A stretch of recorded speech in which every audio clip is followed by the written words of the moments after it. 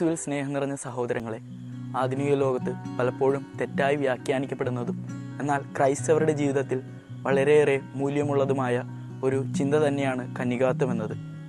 കന്യകാത്വത്തെപ്പറ്റി പറയുമ്പോൾ അതൊരിക്കലും നമ്മളുടെ ശരീരത്തിൻ്റെ മാത്രം ശുദ്ധിയെ സൂചിപ്പിക്കുന്നില്ല, മറിച്ച് അത് നമ്മളുടെ ഹൃദയത്തിൻ്റെ, മനസ്സിൻ്റെ, ആത്മാവിൻ്റെ ശുദ്ധിയെ സൂചിപ്പിക്കുന്നു. അതുപോലെ തന്നെ കന്യകാത്വം ഒരിക്കലും നമ്മെ അടിച്ചമർത്തുന്നില്ല, മറിച്ച് അത് നമ്മെ ആത്മനിയന്ത്രണത്തിലൂടെ നമ്മെ സ്വതന്ത്രരാക്കുകയാണ്.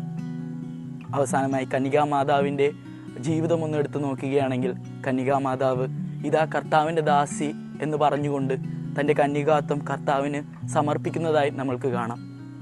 കന്യകാത്വം ഒരിക്കലും സ്നേഹത്തെ നിഷേധിക്കുന്നില്ല, മറിച്ച് സ്നേഹത്തെ ചേർത്ത് പിടിക്കുകയാണ്.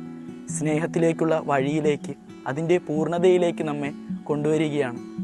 ദൈവം നമ്മെ സമൃദ്ധമായി അനുഗ്രഹിക്കട്ടെ. ആമേൻ.